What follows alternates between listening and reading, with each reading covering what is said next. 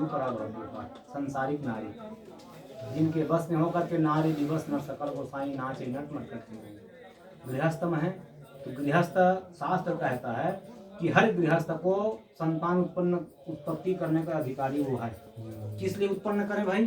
परिवार चलाने के लिए, कुल चलाने के लिए। अगर वो उस संबंध को विषय भोग में ले रहा है उसके लिए वो नरक है, वो पंथ है वो।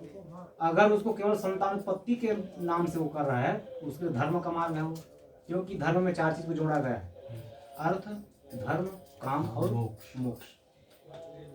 आपके पास अर्थ है, धर्म करोगे। जैसे सबके पास अभी पैसा रहा, सब लोग आए अर्थ लगा के धर्म करने आए ना, गुरु जी की सेवा करने, धर्म की प्राप्ति हो गई। धर्म मिल गई तो कामना पूर्ति हो गई, मनोरथ पूरी होगी ना, वही कामना है। उसके बाद फिर मोक्ष। तो हम इतना सेवन करें चल जाए जीवन, उतने सेवन करें। वो हर चीज को धर्म से जोड़ करके चलोगे तो नुकसानदायक कोई वस्तु नहीं है। नियमता जितना बताया गया शास्त्र उतने हम सेवन करते हैं तो हमारी जो भक्ति है वो, जैसे गोपिकाएं कौन सा जग अनुष्ठान की हैं, कौन से विष्णु की कराएगी, कौन से देवी भागवत करेगी, कुछ नहीं। कामाद गोपिया माने काम वृत्ति से गोपिकाएं पा गई। क्या करती हैं? जब ये लोग कुंवारी अवस्था में थी तो अघन के महीने में कात्यायनी महामाये महायोगिन धीश्वरी नंद गोप सुतम देवीम पति में कुरुते नमः। हे मैया कात्यायनी, हम आपसे प्रार्थना करती हैं और नंद सूत का जो नाम लाल है ना, उसको हमको पति के रूप में प्राप्त करा दीजिए। यही भावना से, पति के भावना से, काम वृत्ति की भावना से गोपिकाएं भगवान को पा चुकी है। उस काम को राम में जोड़ोगे तो भजन है। जैसे कामदेव राम जी के पास जाने वाले शंकर जी को देख के डर गए, अरे भैया तो जला के भस्म कर देंगे डर गए वो। शंकर जी तो रहेंगे ही रहेंगे राम जी के बराती में। कामदेव विचार किए भैया हमको ऐसा काम करना है, राम जी हमको स्वीकार कर लेंगे तो शंकर जी हमको प्रणाम करेंगे। तो क्या बनना चाहिए? क्या घोड़ा बन गए, जिसमें ठाकुर जी सवार होंगे तो भोले बाबा कुछ नहीं। तो कामदेव घोड़ा बन गए, ठाकुर जी सवार हो गए तो भोले बाबा उनको प्रणाम करते हैं, भैया जय हो तुम्हारी। तो उसको राम से छोड़ दिया काम को, उनकी भी पूजा होने लगी। वही भोले बाबा जिस दूध के चंद्रमा को लोग देख करके थूकते थे, अरे भैया टेढ़ा है ये, टेढ़ जान सब बंद ही काहू। टेढ़े व्यक्ति को सब, अरे भैया टेढ़ा बहुत है, इसको प्रणाम करो। सब लोग प्रणाम करते हैं ना टेढ़े व्यक्ति को। अगर सही प्रणाम नहीं करोगे तो कुछ भी कर सकते हैं टेढ़ा व्यक्ति। तो टेढ़े व्यक्ति को सब लोग प्रणाम करें दूर से, भय के कारण हो या कोई भी कारण हो, लेकिन प्रणाम करते हैं। टेढ़ा चंद्रमा है, लोग इसको कोई प्रणाम नहीं करते थे। तो ये क्या किए, अगर समर्थवान गुरु के शरणागति हो जाए तो हमारी पूजा हो जाए।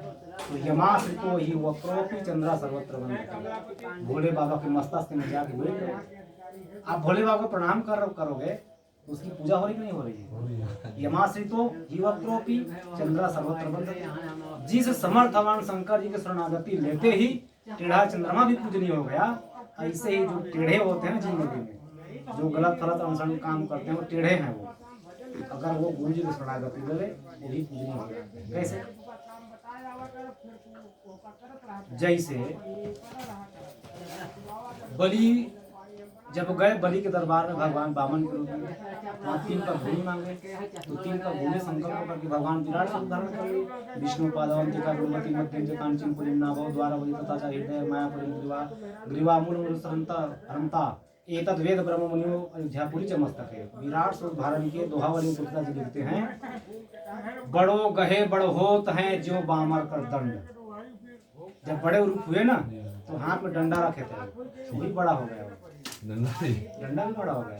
तो बड़े गहे बड़ो होता है, बड़ों के साथ रहोगे बड़ा हो जाओगे, चाहे निर्जीव रहो चाहे सजीव रहो, जीव बामन कर। इसलिए हर जीव को यहाँ की शरणागति में रहने चाहिए।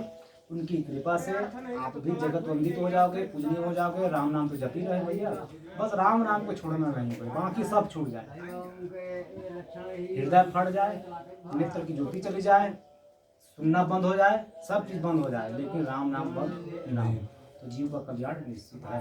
वो चाहे जैसे भी लिया रहे।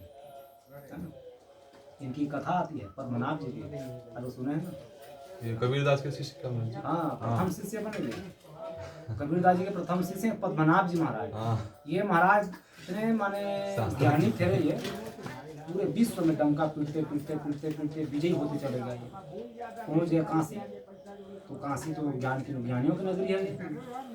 मैंने लज्जा है, यहाँ सभी पंडित तो भाई आ गए पद्मनाभ, और क्या किया जाए, कैसे किया जाए, कबीरदास जी के पास वही कुछ करेंगे। तो कबीरदास जी के पास आए तो पद्मनाभ जी को बोले भैया पूछो। कहने नहीं आप सब आप हमको पूछिए। कहे नहीं भैया तुम पूछने आए हो, तुम पूछो। कहे नहीं गुरुदेव आप बड़े, हाँ आप पूछिए। तो पद्मनाभ जी को कबीरदास जी बोले भैया ये बताओ, समझ के पढ़े हो समझे हो? ये जो पढ़े हो तुम समझ के पढ़े हो कि पढ़ के समझे हो, इसी का भेद बता दो। बुद्धि चकरा, अब महाराज बुद्धि चकरा गई, क्या जवाब दिया जाए क्या। कहे गुरुजी आपको हम कल बताएंगे। अब वो किससे पूछे, संसार में तो विजयी है वो, किससे जाके पूछे। ये पीपल के वृक्ष में जाके बैठ गए, विचार करने लगा क्या उत्तर है क्या उत्तर है। तो वही प्रेत लोग आया कि डगाल में बैठ रहे थे, प्रेत लोग गंगा किनारे में, एक डगाल जो है खाली रहा, उसमें प्रेत आके बैठ रहा था। अरे भैया ये कन्फर्मेट सीट है, ये यहाँ ना बैठो। तो किसके नाम पे सीट है ये, तो जो नीचे बैठा ना उसी के नाम। क्यों, अरे साधु शास्त्रार्थ करने निकला है ना, ये साधु से शास्त्रार्थ करने निकला है, इसके लिए रिजर्वेशन है। वो जो साधु शास्त्रार्थ करे, चाहे आचार्य हो कोई रहे, वो प्रेत योनि में जाता है। वो शास्त्र में प्रमाणित है ना। तो पद्मनाभ जी तो सुन के काम कर लिया, ये तो हमारे लिए बुकिंग है। तो वहीं पूछे भाई क्या किया जाए, बताइए क्या युक्ति है। क्या जिसका अपराध किया उसी के पास जाकर क्षमा मांगा। फिर आए पद्मनाभ जी कबीरदास जी के पास और हाथ पैर पकड़े और वो दीक्षा लिए। ये तो भक्तों की भक्ति है। ये भक्त और भगवान कब कृपा कर दे, किस रूप में कृपा कर दे, ना जाने कौन से गुण देख करके जाने जे रीज जाते। गुणाक्षर न्याय है ये। जैसे कीड़ा है गुणा, लकड़ी में वो कभी कभी वो राम राम लिख जाती है, कभी कभी ओमकार बना जाता है वो। अब आप देख लिए अरे भैया ओमकार तो लिख दिया है, मैं तो लकड़ी ला के पता नहीं, वो हो गया, वो किया नहीं जाता, वो हो गया। वो कौन कर रहा है, भगवान। भगवान ही सब चीज करने कराने वाले हैं। वो यदि आपको प्रेरित नहीं करते तो आप ये साधु को पकड़ते नहीं, वो प्रेरित किए हैं। और ये प्रथम भक्ति प्राप्ति है।